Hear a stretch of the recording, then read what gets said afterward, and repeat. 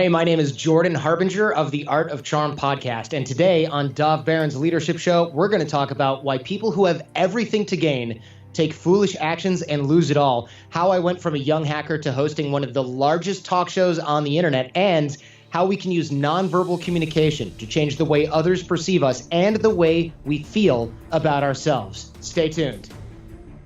Congratulations! You are tuned into Dov Barron's Leadership and Loyalty Show, the #1 podcast for Fortune 500 executives and those who are dedicated to creating a quantum leap in leadership.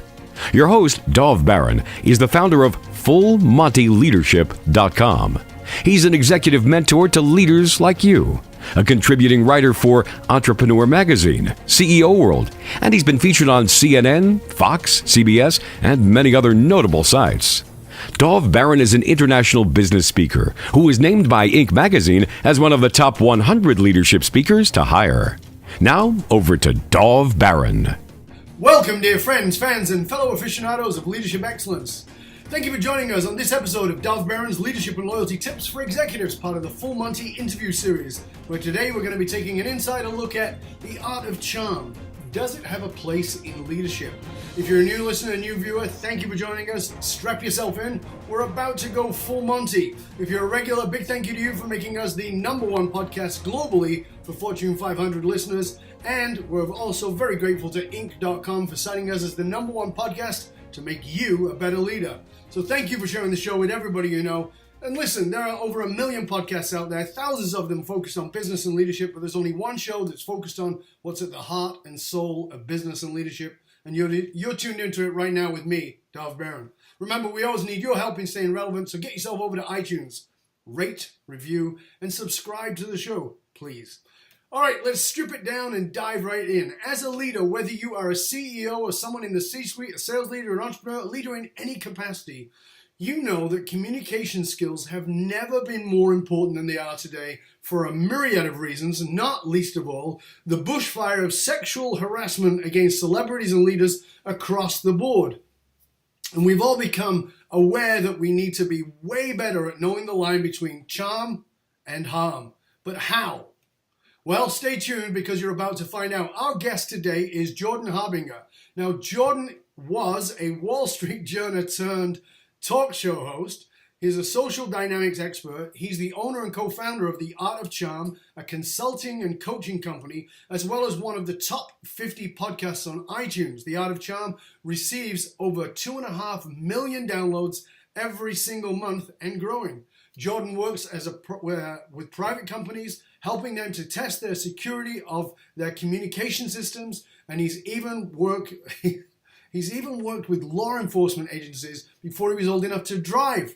He also works with various governments, NGOs overseas. He's traveled through war zones, and the guy has even been kidnapped twice. And we won't do that to him today, but please, ladies and gentlemen, welcome Jordan Harbinger. Hey, yes, thank you for having me on, actually. I appreciate it. I got to update my bio. I just realized that we just crossed 4.1 million downloads per month. Wow. As of this month, and I guess it is only December 4, so I only got that date at December 1. And then before that, it was definitely not 2.5 million, but that's the problem. That's the problem, the high-quality problem. When you grow at a certain rate, you realize, oh, I've got to go onto my Wikipedia and all this stuff, or everything's out of date suddenly, and you just weren't paying it. You sleep on it for a couple months, for a quarter. Well, mate, it's not a bad problem to have in your case. No. Champagne problems, as they call it in Europe, right? Yeah.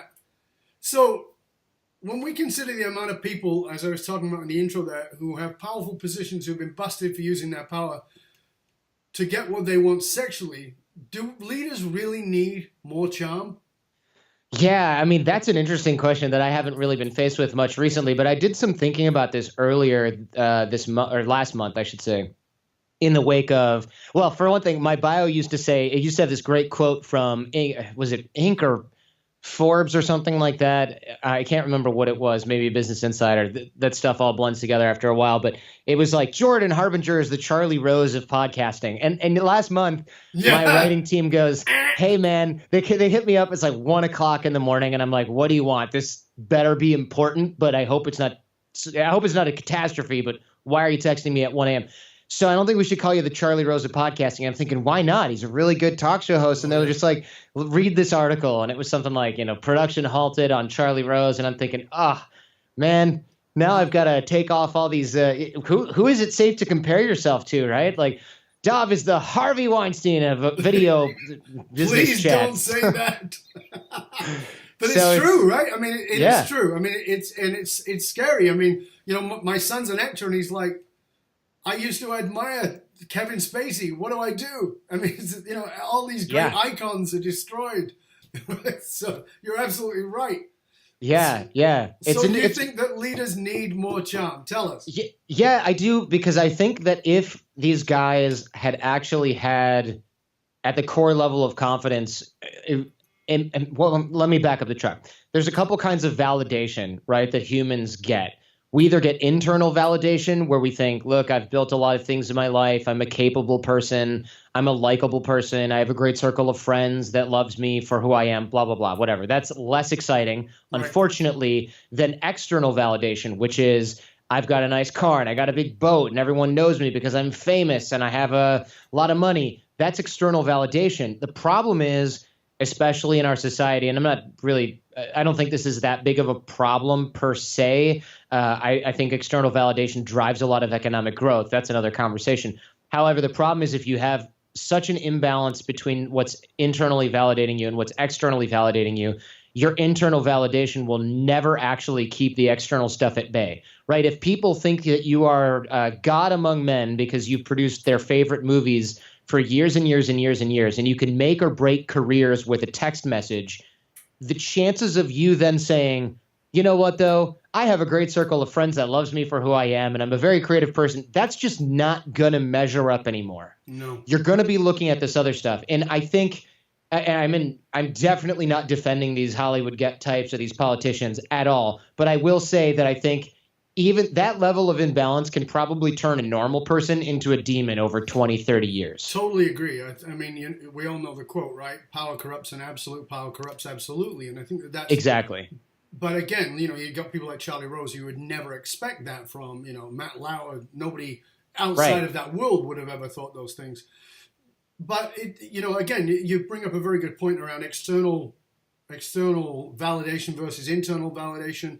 And we live in an externally validated world that is celebrity run. I mean, we have a reality show TV star as the president of the United States as we record today. Yeah, so I know. That to me is an enormous clue about where we are as a society looking for external validation.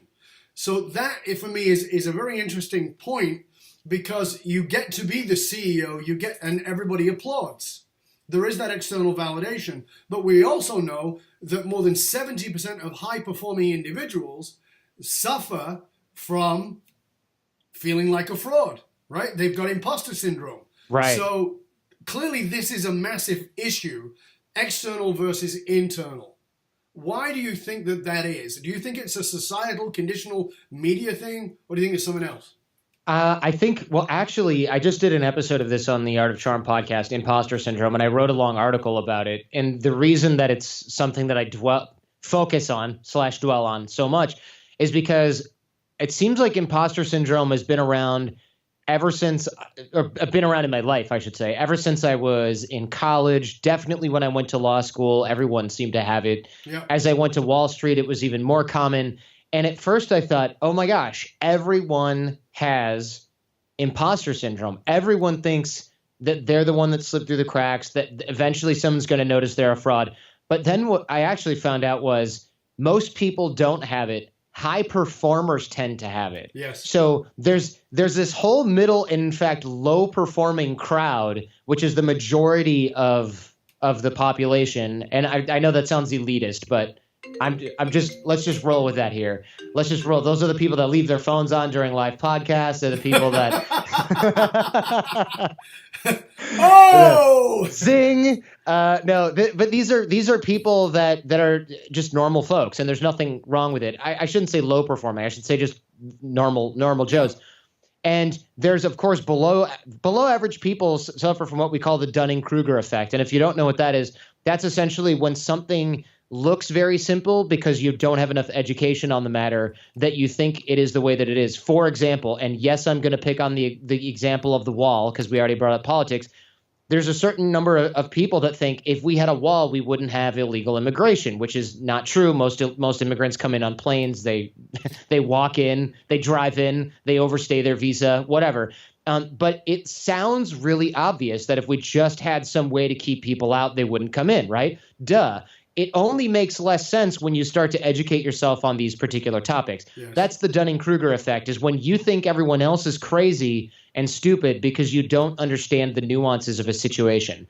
High performers have the opposite problem. High performers have the problem where they think, oh my gosh, it's so hard to get into Harvard Law School or Harvard Medical School that everyone here must be smart. But since I have a pretty accurate perception of how smart other people are, and I know how hard I have to work to keep up, but it doesn't look like they're working as hard, that must mean that they're smarter than me. So if they're smarter than me and everyone here is smarter than me, then it's the only reason I'm here is because somehow someone else made a mistake. Right. And since those people are smarter than me, they're going to find out that I don't belong here. Of course. Yeah. And once they do, it's going to be embarrassing. I'm going to lose my job. I'm going to lose my position on the faculty or my position in school. So that's where imposter syndrome creeps up. And when I interview high performers for the Art of Charm podcast, we get folks that are Navy SEALs and they have imposter syndrome. I get CEOs and 4-star generals that have imposter syndrome. I get famous celebrities that are A-listers that are in movies everyone has seen and they feel like frauds. So you see imposter syndrome among high performers, and that plus the imbalance between internal and external validation. If everyone's opinion of you is that you are an amazing demigod, but your opinion of yourself is that everyone's going to find out that you're a fraud, you're just going to seek more and more external validation. And that's going to cause a lot of people to act out, to abuse their power, to constantly try to reassure and seek to reassure themselves through sexual gratification, stealing money, corruption and other abuse, because they have to get that external validation in order to prop up an image of themselves that they think is the only reason that they're there in the first place. If they had a different level of charm or confidence or whatever you want to call it, then they would not have to do that. The problem is, I think at a certain point, your external validation becomes so important to you that it doesn't matter how confident you were when you first started. You're going to have to grow at a rate that most humans just cannot do in order to stay balanced. And I don't have this problem, right? I'm not the governor of California running for president. But I think that it becomes virtually impossible after a while for your brain to evolve, and I put that in air quotes because you're not really evolving, to adapt quickly enough to your new status and circumstances that it becomes almost impossible. So you seek external validation to keep up. With many people in power is that they set themselves up in a sycophantic environment, that everybody around them is yes people, and very few people. I mean, and when you look at some of the, there are people because I've interviewed many of them myself, and I've known many of them. I've met many of them personally and friends who are incredibly well-grounded, surrounded by massive amounts of external validation, but invariably they have a circle of friends or they have a spouse who definitely says, hey, here's the reality check. When you go to the toilet, your shit stinks like everybody else's. Right. And when you wake up in the morning, your breath is just as bad as anybody else's, and you do not shit wonders, fart miracles. It's like there's a whole different reality check there. And I think that's an important grounding factor that I think oftentimes in those situations, many of those people get away from. They don't actually have anybody who has the balls to stand up to them and say, listen, you're behaving like a douche, and that's really not okay, unless you're looking to sabotage yourself. And I think that they're surrounded by those people, and I think that a lot of people who are smart enough to realize they're doing that would in theory like to quit, right? But they won't, because it actually becomes something you get addicted to, right? I think no doubt about it. Neurologically, psychologically, biologically, all those chemicals are flying around. It's a full-blown drug. And I say this to people all the time, please don't judge heroin addicts because you're an addict. Human beings are addicts. And what is your addiction? If your addiction is the applause, then you're going to do just like a heroin addict is, whatever it takes to get the applause. Yeah, I agree. And I think that it starts off innocent enough, right? And look at some of these folks that we're seeing their downfall right now. This isn't the guy who went from an MTV video and just got his first bit on reality television, or that just got a part doing Vice News. Those kids are like 27 years old, right? It's not those people. No. These are people that have been in power for 10, 20, 30, maybe 40 years. Right. Harvey Weinstein is no spring chicken. Kevin Spacey, I think he was basically a child actor or close to it when he started his career. Yep. Charlie Rose has been on the air since I was in middle school. Yeah, or maybe, wait, was he around since he might have been around before I was born doing his show. Yep. It might have been called something else, but I think it might have been like in 79 that he started kicking off interviews. That's before I was born, and I'm 37. So I can only imagine. I mean, I've grown quite a bit since 1980, right? So I can imagine that he has also undergone some serious psychological changes over time, not all of them beneficial to his career. And I just think that it becomes something that, look, their actions have been despicable. There's no excusing it. However, I think that sometimes you just get so launched out of the stratosphere with who you're surrounded by. You've got money, you're writing your own ticket, and nobody's saying no to you. So by the time somebody decides to do that, you're like, wait a minute. Somebody telling me no is popping the bubble that I have that says I can do whatever I want when I want. I don't like that. And they have a different response to that than a normal, well-adjusted human would be, which is to say, okay, you have your boundaries. It's people that doesn't register with people who have gotten whatever they want for the last 3 decades in a row. I couldn't agree more. So let's backtrack a little bit, because I need to talk a little bit about where you came from, because I'm a little older than you, and I was very much part of the men's movement that came out of Robert Bly and Robert Gillette, and amazing guys who started a men's movement that was phenomenal. The men's movement became the most dysfunctional group of individuals I'd ever seen. They were wonderful when it started, but it changed into a misogynistic group of men who were women haters, and it was disgusting. And out of that grew something called the pickup. Oh, man. The pickup artists came out of that, and it's very easy for the art of charm, for people with history, to look and say, oh, but you come out of that world which is misogynistic and is about getting laid, and is not about anything that is good. Walk us through your evolution there a little bit, sure, Jordan. Yeah, great question, and a good opportunity for me to sort of preempt what I can only imagine are a bunch of people going, why is Dov having some pickup douche on the show who's, 2 standard deviations away from a young Harvey Weinstein, for God's sake, right? Exactly. That's why I'm asking. Yeah, it's a good question. Very strategic, and I like it. You're absolutely right. So the way that I started this was when I was in law school. I'd been used to going through school, especially high school, and I thought, oh, I'm pretty smart. I can sort of like take a geometry test and figure out what's on it the day of the test or even during the test, and sort of just do it. And then I got to college and I realized, wow, everyone is really smart. I went to the University of Michigan, and I kind of felt lucky to get in. I got waitlisted, I got in, and I was not the smartest kid in every class. And I wasn't even in high school, but I was up there. I was doing really well. I was in advanced placement classes and honors classes. And then when I got to college, I wasn't at all. But everybody else was drinking their faces off.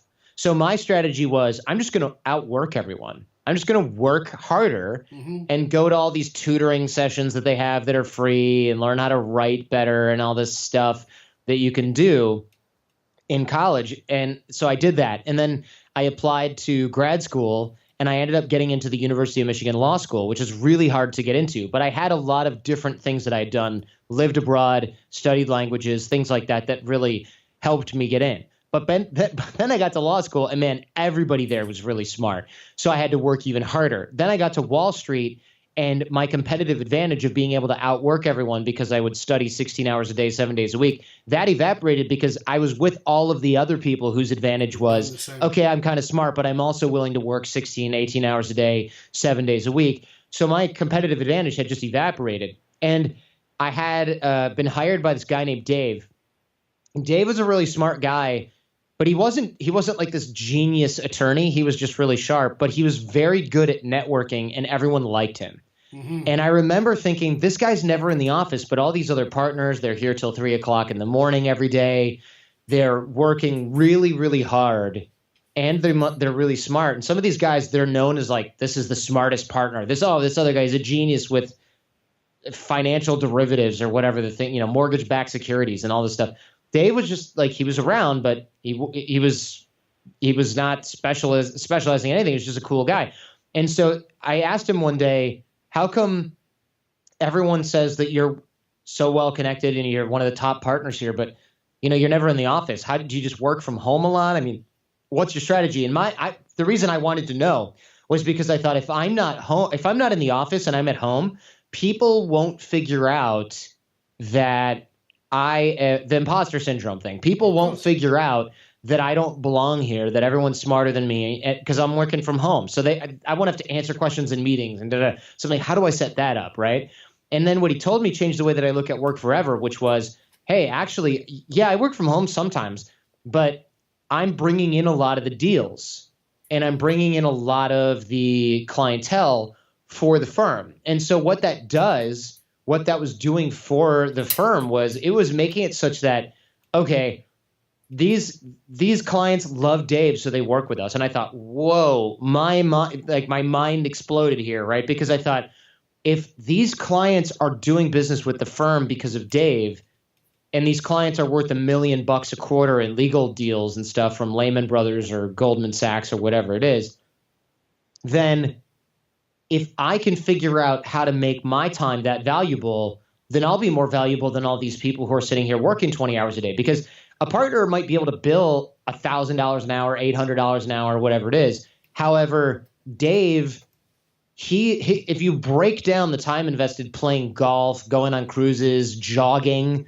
and having dinner on the firm, of course, he's probably spending a couple hundred hours with each of these clients at most throughout the next few years. And if he spends 100 hours with somebody 1 year, he might only need to spend 10 or 20 hours with that same person the next year to still get the deal flow going. So his time actually increases in value, whereas these other attorneys, their time fluctuates compared to the value of the market. If everybody says, okay, we can only bill 600 now because deals are worth less, well, everybody changes. Dave's time goes up in value. And so I was thinking, holy crap, he's figured it out. He's got like a secret third path to get to the top of the law game. So I wanted to figure that out. And there was just one problem. I was kind of shy. I was introverted, and I had no idea how you built connections. And when I asked Dave, he said stuff like, just go out and talk to people. And when you meet people, just make friends with them and keep in touch, and be cool. And I thought, that is not actionable for me. What does that even mean? Could you be a little more generic, please? Yeah, it's like saying, how do I get better at basketball? And somebody says, you know what? You should be as tall as possible and try to hit the basket when you throw the ball. And it's like, well, okay, thanks. Anything else there, buddy, coach? Got any other tips for me? So that stuff was starting to worry me because I thought, oh man, is this just something you're born with? And I realized maybe it's not. Maybe there are ways that I can learn this stuff. And around that same time, I started researching psychology, and that's how I came across all of this pickup artisty stuff, which I thought was really dumb. And I was like, oh, what kind of losers need this, And I remember reading things like confident body language. You can use this in the boardroom or to get women in the bedroom. And I was like, all right, I'll look at this. This seems cool. I'm 24.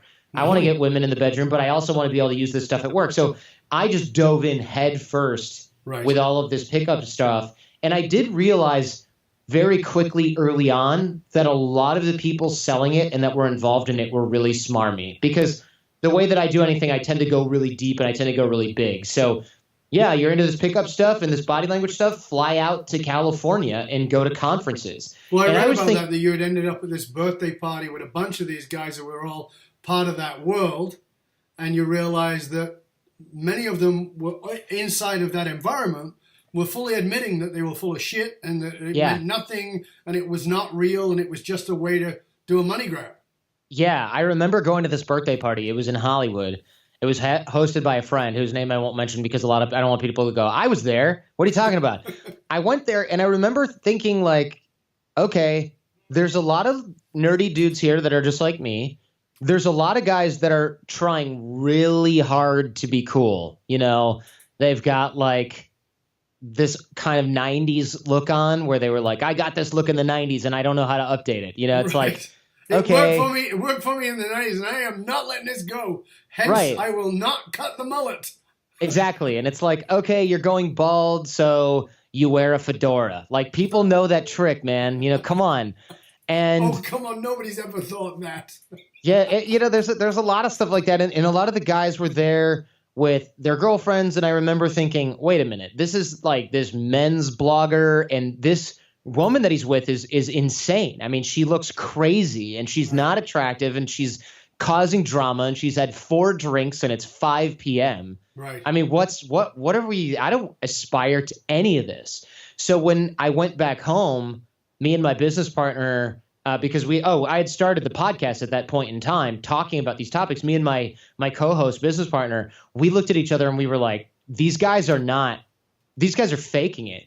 Right. And there were guys at that party, to your earlier point, that anecdote, I remember saying, hey, so I tried this thing I read in your book, and I tried this other thing I read on, I watched on so-and-so's DVD, and this advice conflicts. And I remember after a while, they were trying to explain stuff to me, and it didn't really make sense. And then some guys would just excuse themselves. And then after a while, after enough drinks had kicked in, I remember one guy just sort of putting his hand on my shoulder and saying, Jordan, man, you must have been an awesome student. But I'll tell you right now, I don't even know what's in that book because I didn't write it. I hired somebody to write it. We did voiceovers over some PowerPoint presentations. That's the product. You know, you've thought more about that stuff during this birthday party than I ever put into it. And I thought, Wow. I just melted. I was so disappointed because I realized in that moment that I wasn't talking to the world's best nonverbal communications coaches or attraction coaches or dating coaches or gurus of any kind.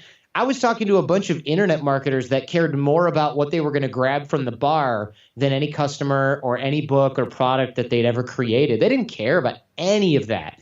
They had just figured out a way to make money online. They didn't want to get a regular job, and that was what they were doing. So because even the name still, right, the Out of Charm, how do you crawl out from underneath the weight of that persona around an entire industry? Because you have crawled out of it and you've made a very successful business, a coaching business, consulting business. How do you crawl out from underneath the weight of that shadow of these are a bunch of scuzzballs who are just trying to get laid, who are, as you said, budding Harvey Weinsteins? Yeah. It's been tough. If I had to do it over again, I definitely would not have picked a name like The Art of Charm. I mean, look, it was great for people to find us. Absolutely. It was great when we thought we're just going to teach dating skills and networking skills and social skills in our 20s, which is what we originally thought. I mean, none of us expected this to be our career. I expected to continue going on and being a lawyer. AJ was a cancer biologist at the time. Johnny was a successfully touring rock musician. So we all had other things going. And then as business ramped up, we thought, wow, okay, well, maybe we will do this for another couple years because it's really working for us. And then that book written by Neil Strauss, who's a great guy, that book, The Game, took off, and then that launched this sort of pickup artist movement into the stratosphere. We had really good timing there. We built a business on that. We became pretty much one of the top, if not the top business in that space. And we decided, since we're the top business in the space, what we want to do is kind of take that position and use it as leadership to say, look, there's all this gross mojo, like this bad juju in the men's movement. Let's lead by example and be like, look, the motto of The Art of Charm is leave everything and everyone better than you found them, right? So it's all about adding value, being a better person, deserving what you want. If you want better women in your life, you have to become better yourself. Those were topics that we were leading on. But here's the problem. A lot of guys went, this is awesome. This is exactly what I've been looking for. I never identified with this sort of negative men's movement. Thank God there's these guys over there at The Art of Charm. They're doing the right stuff. Then there was a certain cadre of guys that went, I don't give a shit about leaving anybody better than I found it. I just want girls. I mean, this is dumb. This sounds like hard work. Why am I going to work on myself when I can learn tips and tricks from this other guy that's only $9.97 or something like that? Why am I going to pay these guys and do it right when I can look at a quote unquote easier way and do it wrong and not care? The only consequence is, oh, I'm going to feel bad about myself. Screw you. I don't care about that, Jordan. And that became very problematic because then you have two camps. And to this day, you still do have very distinct camps. You look at other companies in this space, and it's just creepy guys that are, frankly, I don't think altogether all there up top teaching how to pick up girls in clubs and bars. And I'm like, man, aren't you like 43? It's a little pathetic. Yeah. There's also been, I mean, as an example, Russ Jeffries was a big part of that world in those days. And, and I heard an interview with Russ recently, and he's changed his tune. And he was high on the scuzzy factor for me anyway. Yeah. And he's even changed his tune, and he's looking a little bit differently about the way he behaved. And I mean, I would hope that some of those men have matured to some degree at least. Well, but you still see it, right? And I think the problem is a lot of these guys built these businesses when they were in their 20s and early 30s, made a lot of money, and then realized, I can grow up and try to teach something else. And I think a lot of these, and I won't mention any names, but a lot of these companies tried. They're like, oh, I'm going to be an inspirational thought leader now. And what happened was their audience of guys that just wanted to get laid went, I don't give a two shits what you think about growing and being inspiring, buddy. How do I get her into bed? So they realized, I now have to make a choice between sleeping well at night and growing my brand or, making money.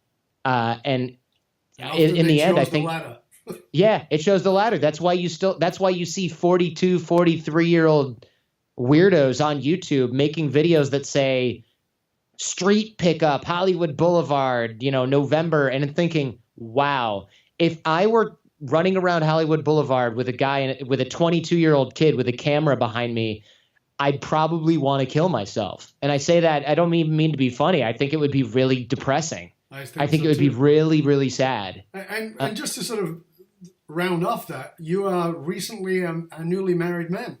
That's right. I'm married, and as you know from looking at The Art of Charm over the years, I haven't talked about dating on the show for half a decade, probably. I mean, we have relationship experts on from time to time, but most of the experts that we've had recently, in fact, I'm going to look up some of the best of shows that we've had pretty recently, because we've had some amazing folks on. We had Russell Brand, who's a comedian and an actor. We have Neil deGrasse Tyson, who's an astrophysicist, scientist. I've had Shaquille O'Neal on the show, Mike Rowe from Dirty Jobs. I mean, there's a lot of people that come on that are, frankly, far more interesting than somebody who's got new pickup lines. I mean, I just lost interest in that a decade ago, and I'm not going back. And I remember we had a conversation inside the company, to answer your question.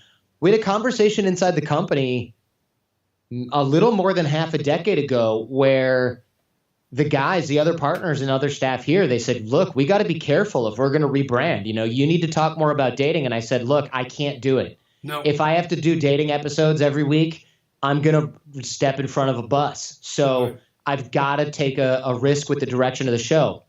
And I remember walking out of the room and getting calls from them, and they said, if this ruins our business, that blood is on your hands. And I said, if this ruins our business, you guys can fire me, and I won't even. I'll understand. Sure. And it didn't. What happened was, we changed the name of the show around. We changed the art. We changed some of the people that came on the show, from the latest dating guys to people like Shaquille O'Neal, Russell Brand, Mike Rowe, neuroscientists, and people started saying, oh, good, I can share the show with my sister, my wife, my mom, my friends now. Because before it was behind the laughter curtain. Right. It was like people who believe in UFOs, right? There's some that can't shut up about it, and they're on the corner with a street sign. The rest of us don't believe in it at all. But then there's a cadre of people that, like, they kind of believe in it. And roll up the foil hats. Right, and they don't talk about it because they know that they're going to have their friends go, oh, this bullshit again? Come on, dude. Right. Come on. So they weren't talking about it. And I remember there was a guy who wrote me right after we changed up our branding a little bit, and he said, I'm so glad because every morning I listen to the show on the subway, and whenever anybody says, "What are you listening to?" I will never show them my phone screen, and I always just say music and I let it die. And I thought, if people can't share your show or your brand because they're embarrassed, you are inherently limiting yourself in a way that is going to kill you. Yeah. Because ideally, it's death, yeah. For sure. Ideally, you spend $100,000 on marketing and you get $100,000 in marketing and then another 10, 20, 30, 40, 50 in word of mouth. Yep. If you're spending $100,000 on marketing and nobody's sharing it because they're afraid other people might find out about it, you've got a product that's not exactly selling itself, right? Exactly. I mean, people will share cocaine, right? If they won't share a podcast, you've got a branding problem. Do you want to do a line, buddy? Sure. Yeah, let's do it. What are you listening to? Oh, I can't tell you. Yeah, MC Hammer. Music from the 90s. Yeah, it's retro. You won't like it.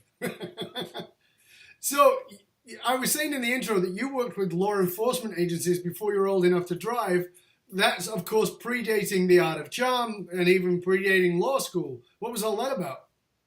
Yeah, so when I was a kid, I got in trouble with the law because I kept cloning cell phones. I'm trying to find a way to explain it. So what I was doing was I was programming cellular phones that I would buy and either repair, take out of dumpsters because they were like broken, but in a way that was really easy to fix, like a battery connector needed resoldering or something. Right. Or I would buy them really cheap because they were older models and they were used. And I would then figure out ways to take existing cellular phone customers. This is in the early 90s. I would take existing cellular phone customers' registration data and I would put it into my phone. And that was something else to get billed for your calls.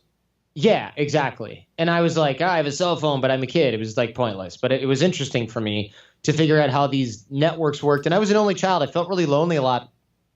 So having a phone and being able to, and I would use them to eavesdrop on other people's conversations as well, because it's just a two-way radio. A cell phone, an analog cell phone is a two-way radio. Right. You know, it didn't have data. It just had a receiving channel and a sending channel. So if you just programmed the receiving channel to find conversations, you could just hear conversations, usually only one side. But it was interesting. And I found ways the police were not pleased about this when they found out you were doing this. They were not pleased. And so they found a lot of different things that I was doing wrong. And then eventually I had to come clean about everything that I was doing.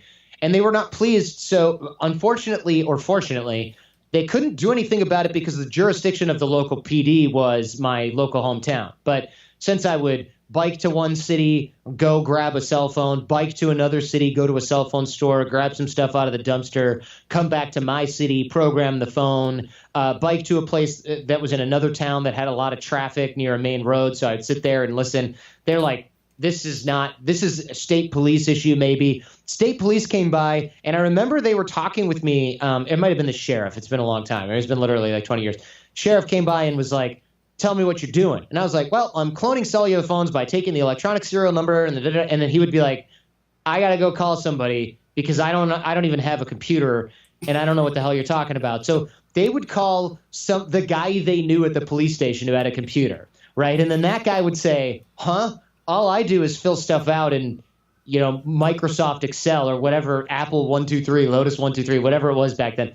So they called the FBI because those are the guys with the technical expertise. Okay. So the FBI had to call Washington because there was no cybercrime division in Detroit FBI office. Those guys were like, yeah, we have telex and fax machines, but I don't know what he's talking about. He's got a modem on his computer and he's dialing into the internet using the library. I don't get it. So they called the cybercrime division, and those guys would relay questions to the FBI agent. And this guy would call me, and I would just answer the questions. And I was a kid. They were just not interested in prosecuting. They were like, this is so complicated, and this kid is so young. And I'm really lucky because I think the FBI agent that got my case was just kind of like, this kid's not a criminal. He's bored. Right. So very fortunate for you. It was lucky. And I started explaining to him how all this stuff worked.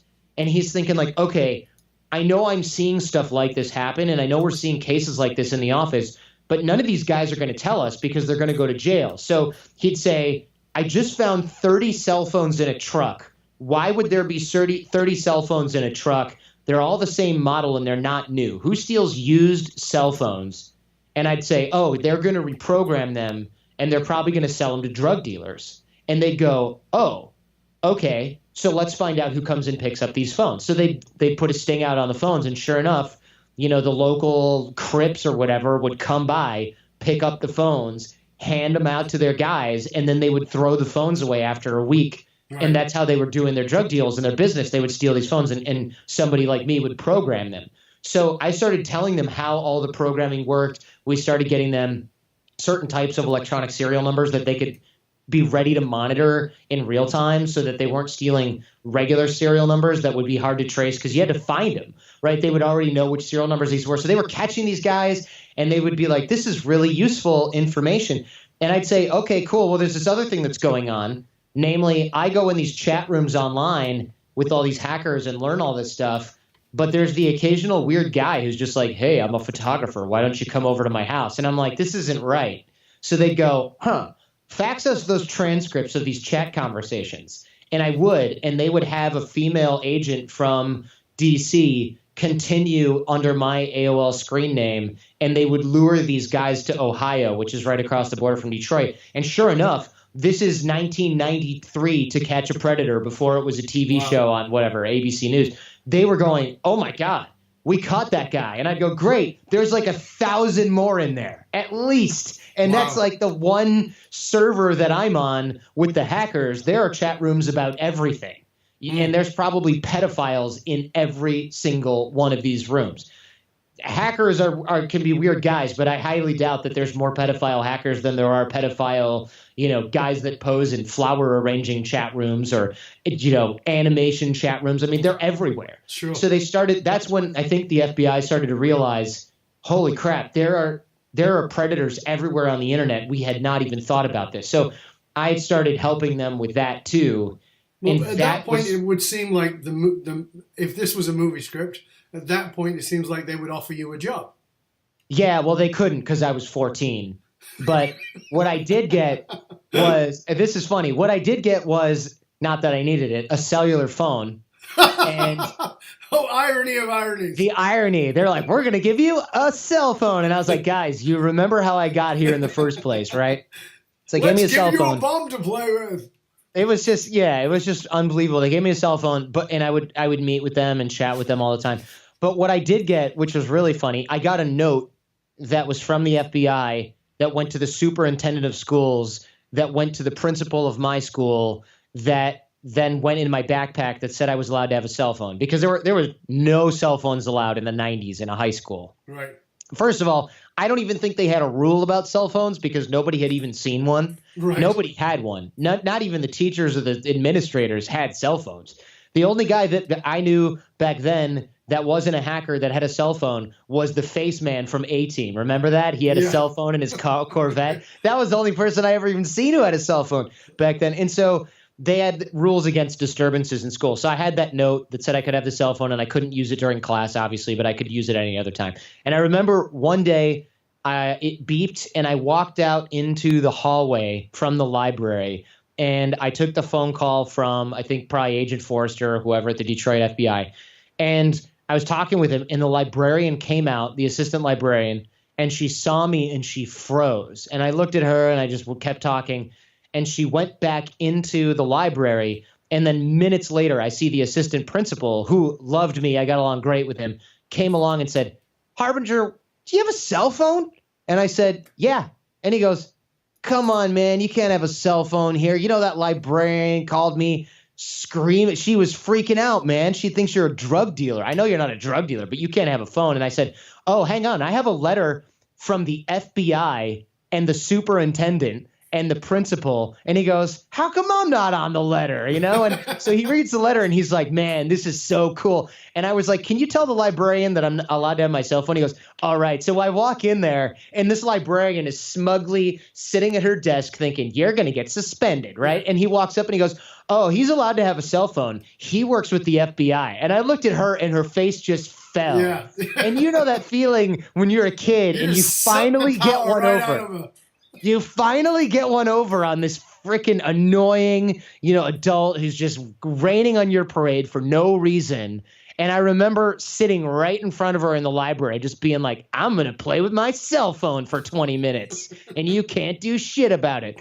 So, yeah, I was a little punk, but and I forget how we got on this topic. But, yeah, they gave me a cell phone and I worked at the FBI for a while, went to college, worked with them for a little while during then, not even for money, just sort of educating them on like, look, guys, cybercrime is so easy. You're going to see a lot of kids doing it. Maybe you think I'm some sort of boy genius, but the truth is I just got a computer and a modem at age 13. Everyone's going to have a laptop by the time I'm out of college. Why wasn't that a career option for you? Because it would make sense that you would go, well, I can go into law. That's a lot of hard work. Or I could go to the FBI and become the head of the cybercrime unit because these guys haven't got a clue. I thought about it, and here's the reason. We had an FBI agent come to our middle school, and they said there are only a few routes into the FBI now. One, you can become a lawyer. So I thought maybe I'll just become a lawyer and join the FBI. Or you can be some sort of specialist in another area, like forensic psychology, medical sciences. You can test blood, and you can be an expert. And there's a lot of different people in positions in the FBI. And he said there are very few. He said there are a lot of general agents that come in now, but he goes, you don't really want to be one of those. And he goes, I might get in trouble for telling you this, but you joining the FBI as a generalist is not going to get you nearly as far as if you join and you have some sort of specialization. So I kept that in mind all through college, thinking FBI would be really cool, but you can't really just sign up. And the truth is you totally could. It's just that I think from his perspective as a recruiting captain or whatever he was, or I don't know, recruiting agent. You could have been a specialist because you had the cybercrime thing, right? Right. I did. Yeah. I just didn't fancy myself as that technical in in college, which is funny because I remember in college building my own computer, installing a server so that we could all have Napster downloading 24/7, which is how we got our music. And then we would take the files from Napster and we would have this external hard drive. And I set that all up, and I set up all of the local data sharing.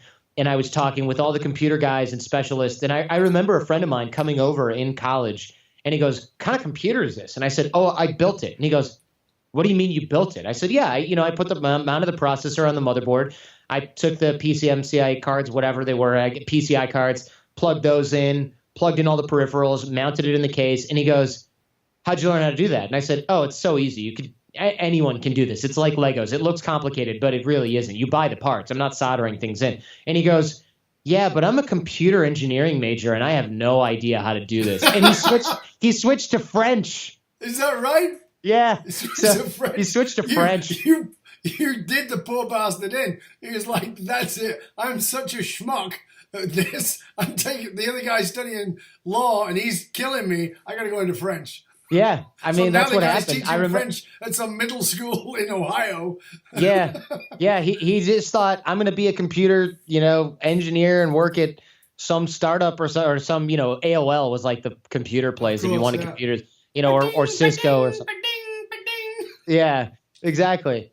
And so he was working on stuff like that, and then you're right. I did him in. He just thought like, holy shit, if this guy who's studying law, or at the time I wasn't even, this is undergrad. I think at the time I was kind of undecided studying political science, and I probably took German. He's probably just thinking, if this guy studies German and he built his own computer, I'm screwed. I am screwed. I'm sure. So, yeah, he switched to French. And so, I just didn't fancy myself as that technical, which 2020 hindsight, now that you mention it, that's ridiculous. I mean, I was as technical as any computer. The only thing I didn't do was write programs and code, but there were a lot of computer engineers that had no idea how to do the things I was doing, like encryption and things like that. We've come full circle here because, we're talking about imposter syndrome. I've spoken a lot about it. I speak on stages about it because I speak about accessing your deep greatness, and that's not possible through imposter syndrome. That's what keeps you from it.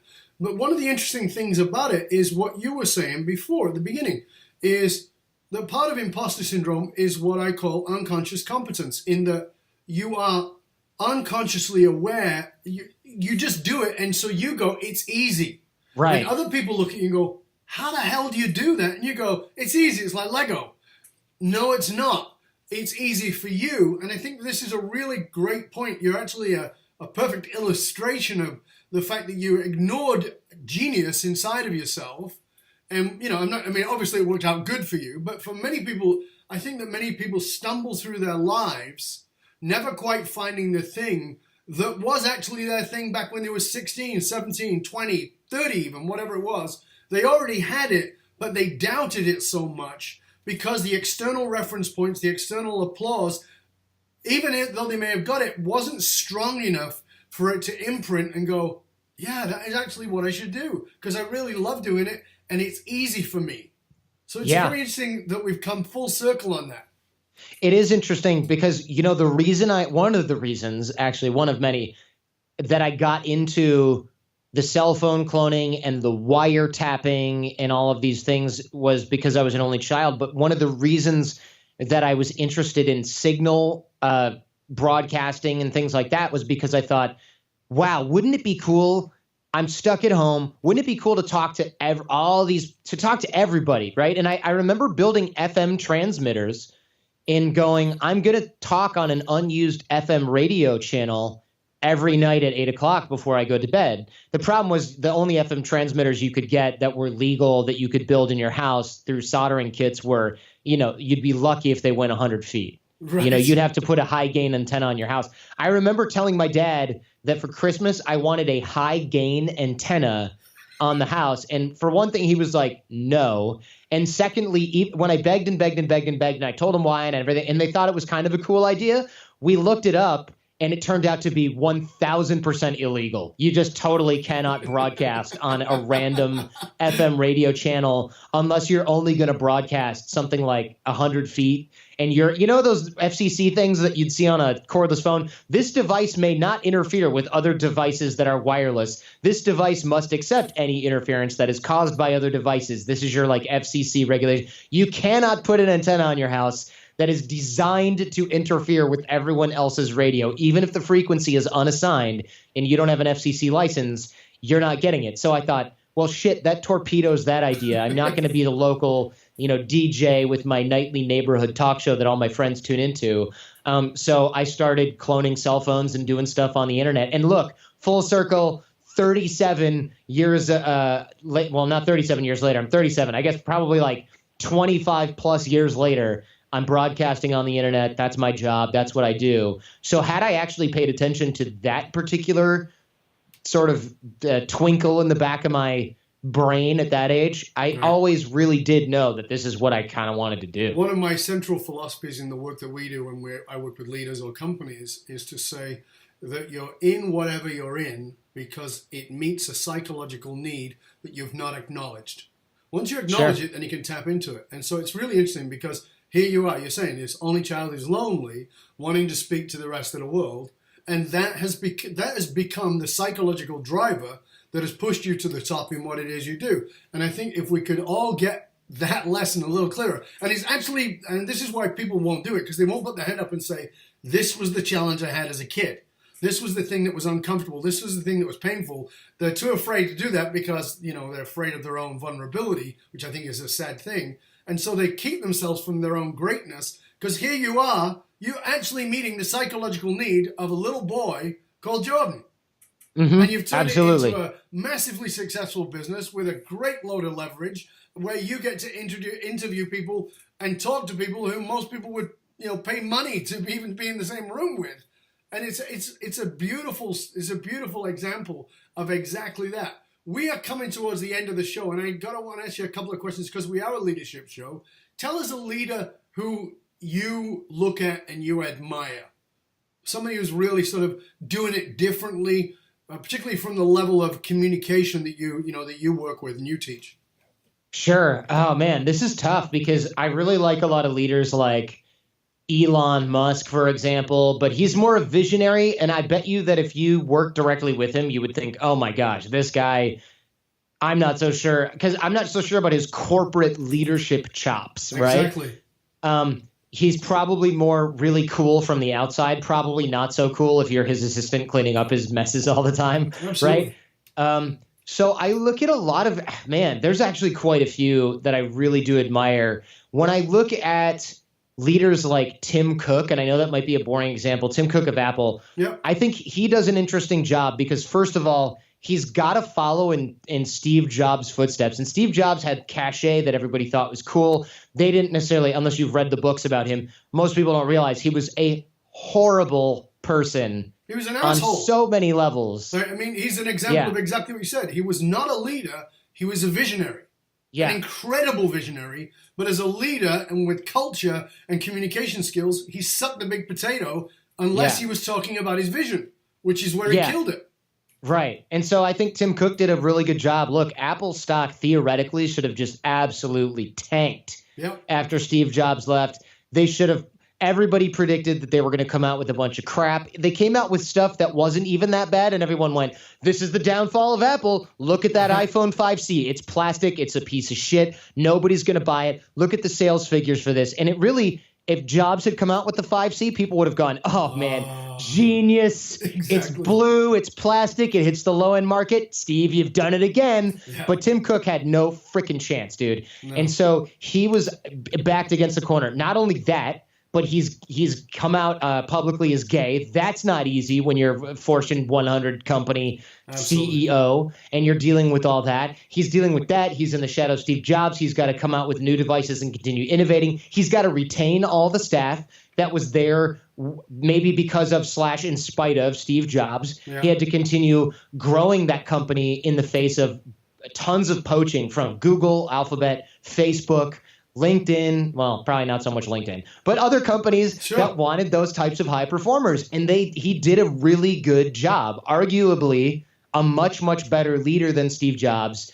Very much a vanilla looking kind of guy, not super charismatic, which is why people thought, oh, man, sell my Apple stock now. And look, if you sold it back then, you're annoyed right now because it's freaking going strong. And Tim Cook is the guy behind this. But he does it because he doesn't have to be the center of attention. Yeah. Not like Jobs, who was always just constantly, in the limelight. It's interesting. I wrote a piece about Tim Cook and around vulnerability and the power of vulnerability and why I respected him so much. Because, in fact, to me, he is the leader of Apple, whereas Jobs was the visionary, and that's the distinction.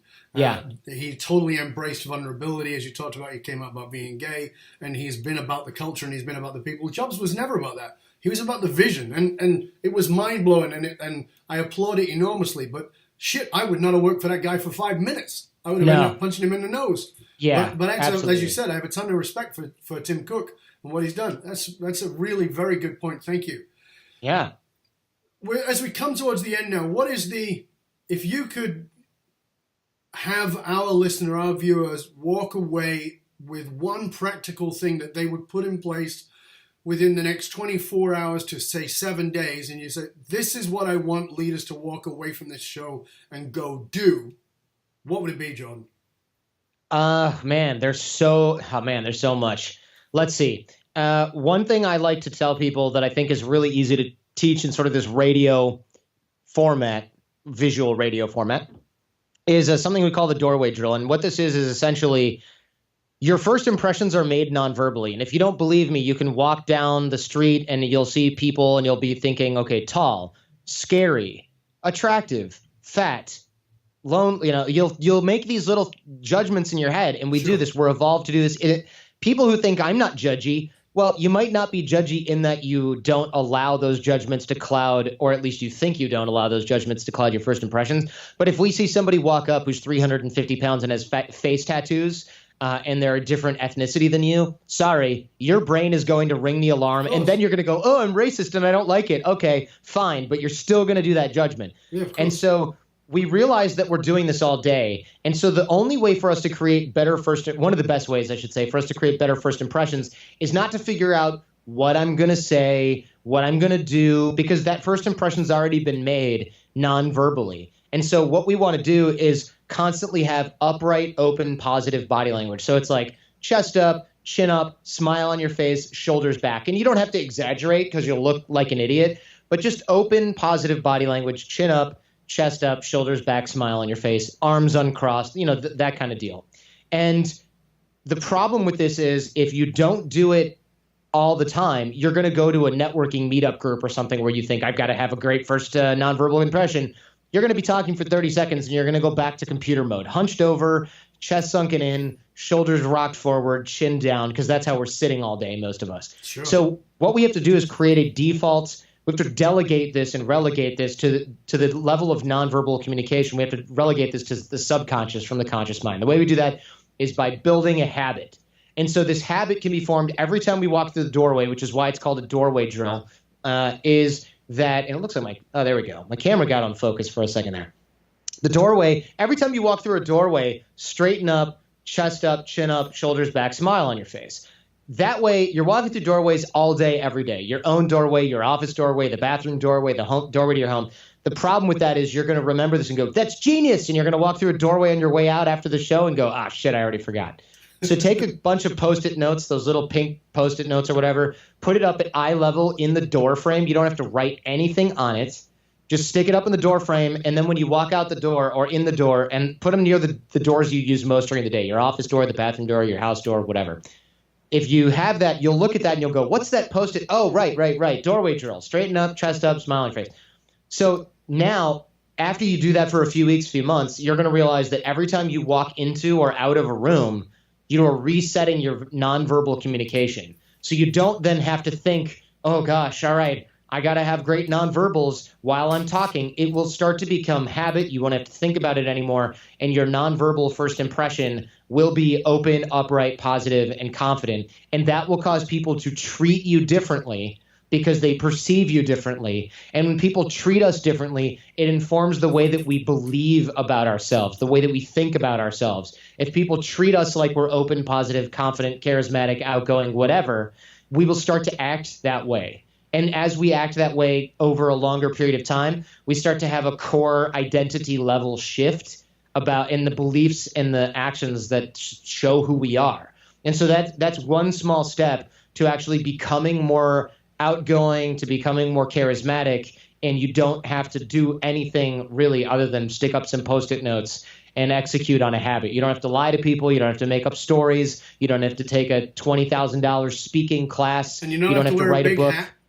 You don't have to write anything that lights up. You don't have to wear big hats. You're off the hook. Really, it starts with your nonverbal communication, and you have to build it in as a habit, and that's how you do it. That's great stuff, Jordan. Please tell our viewers, our listeners, where they can find out more about you and the resources that you offer. Sure. The Art of Charm podcast is in every podcast app imaginable, Spotify, depending. It's even in YouTube as audio only most of the time. Or you can find out more drills and exercises like the one I just gave you at theartofcharm.com/challenge. Actually, the challenge, we have a bunch of drills and exercises just like that every week. And people can sign up for that. It's free. It's a unisex. And it's a great way for people to start learning things like that and just have these little incremental shifts that add up over time. Fabulous. Well, I want to thank you for joining us today. It's been a lot of fun. I hope you've had a good time. We've had a good time. We've really learned a lot from you, and I appreciate it. And to you, dear listener, as always, I say, please don't just listen to the show. Take out a piece of paper. Go back. Listen a second time. Take notes. Write down the 3 things you got out of the show and 3 actions you can take on what it is you've learned. Because, listen, information is worth the whole in the donut. Transformation comes from application. That's what you got to do. So remember to do that. And remember also, the research consistently shows that some of the biggest companies are facing challenges that are completely counterintuitive, that the fastest growing companies are often hit a point where they realize that they're spending a fortune training and developing talent only to have them leave them at an alarming rate. If you're sick of training and developing your talent only to have them leave you before you've got your ROI, reach out to talk to us at fullmontyleadership.com, where we provide the essential leadership skills to rekindle and amplify your leadership skills and your loyalty by tapping into your purpose. fullmontyleadership.com, providing you with the concrete soft skills to take you and your organization to the top. Why? Because you can't outsource authenticity. Remember to also stop by the Matrix, matrix.fullmontyleadership.com, and get your authentic leadership matrix self-assessment tool valued at $187, absolutely free for being a listener to us. Again, matrix.fullmontyleadership.com. Till next time, this is Darth Barron, Full Monty Leadership, saying, stay curious, my friend, stay curious about the first impression you might be making unconsciously and what you can do as a drill to bring yourself back so that you're perceived the way you want to be perceived. Till next time, Dov Baron, I'm out.